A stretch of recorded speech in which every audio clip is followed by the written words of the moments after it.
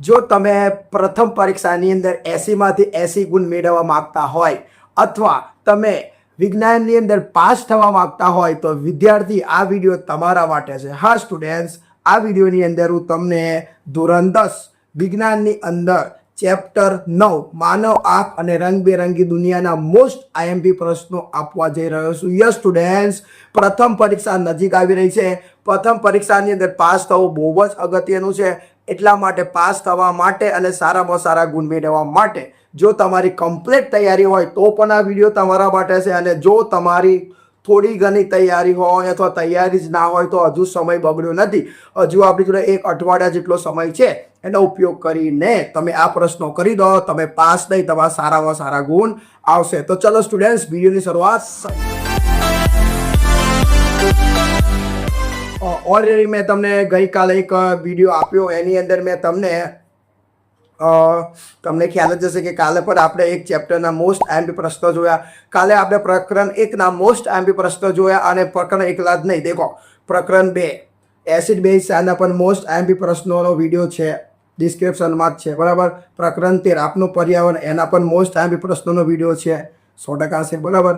અને હવે આપણો આ ત્રીજો, હવે આપણે આ ચેપ્ટરની અંદર માનવ આંખ અને રંગબેરંગી દુનિયા જે ચેપ્ટર 9 છે એના મોસ્ટ આઈએમપી પ્રશ્નોની વાત કરશું. દેખો સ્ટુડન્ટ્સ, વધારે સમય નહીં બગાડું, જે મેન વસ્તુ છે હું તમને કહું છું. દેખો સ્ટુડન્ટ્સ, હવે જો આ ચેપ્ટરને તમે જો બોર્ડની નજરેથી દેખો ને તો આ ચેપ્ટરમાંથી કેવું છે કે જો બોર્ડનું જ્યારે પેપર આવશે ને જ્યારે માર્ચ 2026માં એક્ઝામ આવશે, એની અંદર આ ચેપ્ટરમાંથી 4 ગુણનો એક પ્રશ્ન પૂછાય છે વિભાગ નંબર ડીમાં. બોર્ડની અંદર જેની વાત કરું છું, બોર્ડની અંદર પણ તમારી આ ફર્સ્ટ એક્ઝામ છે અને ફર્સ્ટ એક્ઝામની અંદર તમને ખબર છે ને કેટલા ટોટલ 8 ચેપ્ટર પૂછાવાના છે, બરાબર. તમને એના વિશે ખબર જ હશે કે કયા 8 ચેપ્ટર પૂછાવાના છે, બરાબર. તો એની અંદર સ્ટુડન્ટ્સ આ ચેપ્ટર પહેલી પરીક્ષાને ધ્યાનમાં રાખીને તમારે 100% કરવું જોઈએ. એનું હું તમને કારણ કહું. એનું કારણ છે કે જુઓ આ જે છે ને આ પ્રકરણ, એમાંથી જુઓ નંબર 1 માર્ક્સનો એક વિકલ્પ પૂછાય છે. ગણજો કેટલા માર્ક્સ તમે કવર કરી શકો છો. જો 1 માર્ક્સનો એક વિકલ્પ, એક ખરો ખોટું પૂછાય છે, 2 એક ટૂંકો પ્રશ્ન પૂછાય છે 1 માર્ક્સનો, એટલે વિભાગ એ ની અંદર એકલા તમને 3 માર્ક્સ મળે. વિકલ્પ, ખરા ખોટા અને 1 માર્ક્સનો નાનો પ્રશ્ન, તો એ જ તમારા 3 માર્ક્સ તો કવર થઈ જાય જો તમે ધ્યાન આલો તો આ ચેપ્ટર પાછળ. બીજું મેન પોઈન્ટ, વિભાગ બી ની અંદર પણ 2 ગુણમાં પણ તમને આના 2 કે 3 પ્રશ્નો જોવા મળશે. ફર્સ્ટ એક્ઝામમાં મેં ગયા વર્ષનું પેપરનું એનાલિસિસ કર્યું, એના આધારે કહું છું. ગયા વર્ષનું જે પ્રથમ પરીક્ષાનું પેપર છે એની અંદર મેં જોયું ને તો વિભાગ બી ની અંદર આ ચેપ્ટરમાં 2 ગુણના 3 પ્રશ્નો પૂછાય છે. હા, તમે એમાં તમને આપેલા હોય કે 9 પ્રશ્નો આપેલા હોય, 9માંથી ગમે તે 5 લખવાના હોય, એ તમે કરી શકો, પણ મારે કહેવું પડે એટલે હું તમને કહું છું. અને લાસ્ટ વિભાગ ડી ની અંદર 4 ગુણનો એક પ્રશ્ન તમને પૂછવામાં આવે. તો દેખો અહીંયા મેં તમારા માટે જસ્ટ 4 ગુણના પ્રશ્નો લીધા છે. કેટલા ગુણના લીધા છે? 4 ગુણના. હા, યાદ રાખજો, 2 ગુણના નોયા, દરેક પ્રશ્ન 4 ગુણના. પણ એક વાત હું તમને કહું, જો તમે આટલા પ્રશ્નો કરી દો તો પછી તમને વિકલ્પ પૂછાય ને તો વિકલ્પ તમને આવડી જાય, કેમ કે આ પ્રશ્નમાં આવી જ જાય. ખરું ખોટું આમાં આવી જ જાય, 1 માર્ક્સનો પ્રશ્ન આમાંથી આવી જ જાય. સમજી ગયા?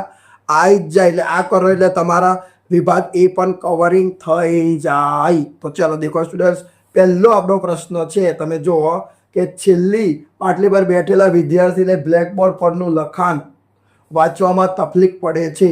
આ બાળક કઈ ખામીથી પીડાતું હશે? તેનું નિવારણ આકૃતિ સહ સમજાવો. સ્ટુડન્ટ્સ, આ પ્રશ્નની અંદર કેવું છે કે વ્યક્તિ છેલ્લી પાટી પર બેઠો છે, બાળક, અને એ બાળકને પાટિયા પરનું લખાણ કમ્પ્લીટ વંચાતું નહીં, તો એને દૂરનું નહીં દેખાતું ને, તો આ લઘુદ્રષ્ટિની ખામી છે. સ્ટુડન્ટ્સ, કઈ ખામી છે? લઘુદ્રષ્ટિની ખામી છે. 3 પ્રકારની ખામી આવે. કોઈને દૂરનું ના દેખાય એને લઘુદ્રષ્ટિની ખામી કહેવાય, કોઈને નજીકનું ના દેખાય એને ગુરુદ્રષ્ટિની ખામી કહેવાય, અને જેને કશું જ ના દેખાય, નજીકનું ના દેખાય, દૂરનું ના દેખાય, એને મોતિયો કહેવાય, એટલે કે પ્રેસબાયોપિયા કહેવાય. સ્ટુડન્ટ્સ, બરાબર. તો 3 છે, તમારે 3 ખામી કરવી જ પડે. આ લઘુદ્રષ્ટિની ખામી છે. આ રીતે પ્રશ્ન પૂછાય. સમજી ગયા? ઓકે. હવે બીજો જુઓ, માનવ આંખની ખામી એટલે શું? આંખની ગુરુદ્રષ્ટિની ખામીનું વર્ણન કરી આ ખામીનું નિવારણ કેવી રીતે કરી શકાય. દેખો, આ પરફેક્ટ ગુરુદ્રષ્ટિની પૂછી, આ લઘુદ્રષ્ટિની એટલે દૂરનું નહીં દેખાતું, આ ગુરુદ્રષ્ટિ એટલે નજીકનું દેખાતું નહીં. આ બધા પ્રશ્નો વિડીયોના ડિસ્ક્રિપ્શનમાં PDF બનાવીને મૂકેલા જ છે. તમે PDF ડાઉનલોડ કરો અને મફતમાં ફ્રીની અંદર દરેક પ્રશ્નનું સોલ્યુશન કરો. ઓકે, ચલો ત્રીજો તમે જુઓ. ત્રીજો સ્ટુડન્ટ જો આ બે ના પૂછાય, લઘુ દ્રષ્ટિ એન્ડ ગુરુ દ્રષ્ટિ ના પૂછાય. 90% તો લઘુ દ્રષ્ટિ કે ગુરુ દ્રષ્ટિમાંથી જ આવે, પણ ન આવે તો આ પ્રશ્ન પૂછાઈ શકે. મેઘ ધનુષ્ય સૂર્યપ્રકાશના વિભાજનનું ઉત્તમ ઉદાહરણ છે. આ વિધાનને યોગ્ય આકૃતિ દોરી સ્પષ્ટ કરી મેઘ ધનુષ્યના અવલોકન માટેના બે શરતો જણાવો. મેઘ ધનુષ્ય જે આકાશમાં રચાય છે, મેઘ ધનુષ્ય સ્ટુડન્ટ, એના પર તમને પૂછી શકે ટૂંક નોટ, એટલે એ પણ તમને આવડવું જોઈએ. છેલ્લું છે ટૂંક નોટ તારાઓનો ટમટમવું. આ તમારે IMP ગણાય. દેખો 1 2 એક સમય મેઘ ધનુષ્ય છોડો, પણ 1 2 લઘુ દ્રષ્ટિની ખામી, ગુરુ દ્રષ્ટિની ખામી અને ટૂંક નોટ તારાઓનો ટમટમવું. શું આટલા પ્રશ્નોમાંથી પણ IMP પ્રશ્ન આપી શકું છું, કારણ કે હું 5 વર્ષથી ટ્યુશન કરાવું છું, ટ્યુશનની અંદર ભણાવી રહ્યો છું, તો મારી જોડે એક્સપિરિયન્સ છે. એના આધારે હું તમને કહું છું, લઘુ દ્રષ્ટિ ફર્સ્ટ કરો, ગુરુ દ્રષ્ટિ સેકન્ડ કરો, તારાઓનું ટમટમવું થર્ડ કરો. ઓકે, પ્રેસ બાયોપિયા એટલે શું મેં તમને કીધું ના, બંને ના દેખાય એની વાત છે, બરાબર. હા ચાલે. ત્રીજા વડે પ્રકાશનો વક્રી ભાવ સમજાવો. સ્ટુડન્ટ આટલા જ પ્રશ્નો છે જે વિભાગ ડી ની અંદર 4 ગુણમાં તમને પૂછાઈ શકે છે. પણ હું તમને એમ કહું કે આ ચેપ્ટર વિશે થોડું વધારે ધ્યાન આપો, કારણ કે આ ચેપ્ટરમાંથી તમને વિકલ્પો, ખરા ખોટા આ બધું પૂછાય છે, બરાબર. 3 વિભાગ એ ની અંદર હેતુલક્ષીની અંદર જ 3 માર્ક્સ આવી જાય એવા છે, જો વ્યવસ્થિત તૈયારી કરેલી હોય તો.